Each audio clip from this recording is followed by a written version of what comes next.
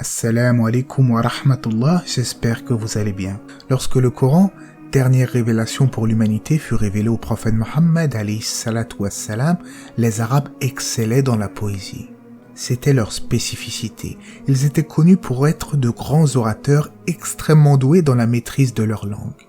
Le prophète, quant à lui, ne savait ni lire ni écrire et pourtant, le Coran est un véritable exemple de perfection linguistique.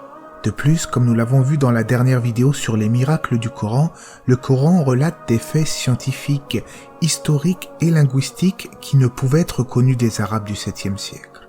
Il est donc évident que personne n'aurait pu aider le prophète alayhi salatu wassalam sur autant de sujets différents les uns les autres. Ainsi, Allah lui-même dans le Coran lança un défi à tous ceux qui auraient la prétention de vouloir forger eux-mêmes une sourate du Coran.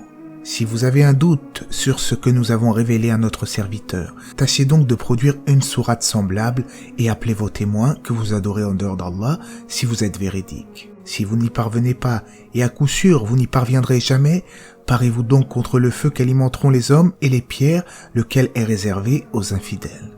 Dans l'histoire, une poignée d'hommes a tout de même tenté de relever ce défi, mais tous échouèrent lamentablement. L'un des plus connus n'est autre que Musaylama al-Kadhdhab. Musaylama, le menteur, qui porte bien son nom d'ailleurs.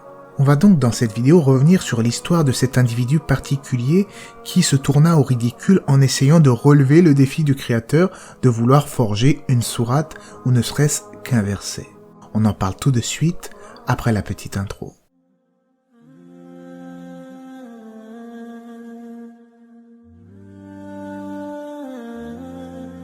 Comme je le disais, aucun de ceux qui ont essayé de reproduire ne serait-ce qu'un verset ont réussi leur tentative malgré leur maîtrise linguistique. On retient surtout le récit de Musaylama, ce dernier est surnommé Al-Kadhdhab, c'est-à-dire le menteur. Il avait en effet demandé à Mohammed alayhi salatu wassalam qu'il lui cède la moitié du pouvoir sur terre, car selon lui, il était aussi un prophète d'Allah. Pour prouver ses dires, Musaylama tenta de composer plusieurs fausses sourates en essayant d'imiter des passages réels du Saint-Coran. On pense notamment à la sourate de l'éléphant. La version coranique nous dit, dans le sens du verset, « N'as-tu pas vu comment ton Seigneur a agi envers les gens de l'éléphant? N'a-t-il pas rendu leur ruse complètement vaine et envoyé sur eux des oiseaux par volées qui leur lançaient des pierres d'argile? Il les a ainsi saisis et rendus semblables à une paille mâchée. » Ainsi, je ne résiste pas à l'envie de vous partager la version de Musaylama al-Kadhdhab. Il dit, quant à lui, l'éléphant. Qu'est-ce que l'éléphant? Et qui te dira ce qu'est l'éléphant? Il a une queue en bataille ainsi qu'une longue trompe. Bien évidemment, au-delà d'être une imitation ridicule qui pourrait même faire rire de par son absurdité, le texte de Musaylama est particulièrement creux.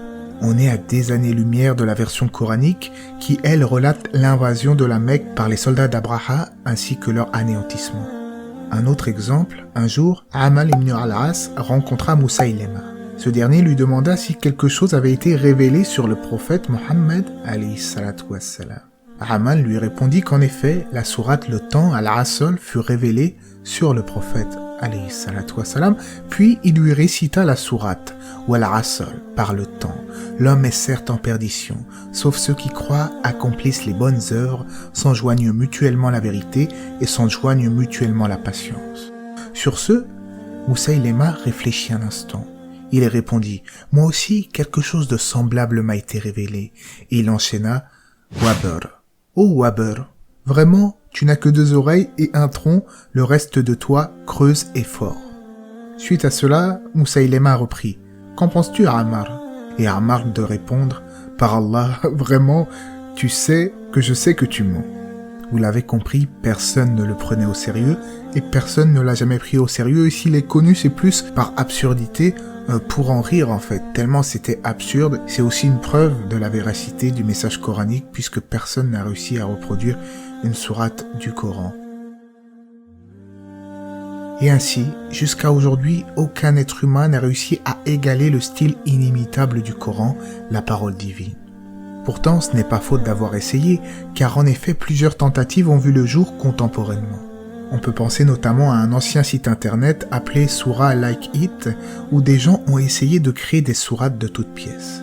Évidemment, après un examen minutieux, on trouve l'usage de mots complètement inadaptés, avec des tentatives de vouloir copier le style coranique. Cela a échoué, un peu comme à l'époque avec Moussaïlema al-Kadhdab. Finalement, de tout temps, nul n'a réussi à imiter ou reproduire une sourate ou ne serait-ce qu'un verset du Coran. Et qu'on se le dise, même les essais de traduction du Coran qui nous sont très utiles, donc les essais dans une autre langue que l'arabe, eh bien ils ne reflètent jamais vraiment la puissance, la perfection du texte original. Et louange à Allah, le maître de l'univers. En tout cas, j'espère que cela vous aura été profitable. N'hésitez pas à aimer la vidéo, à vous abonner. Allah c'est mieux, que la paix et les bénédictions d'Allah soient sur le prophète, sa famille et ses compagnons.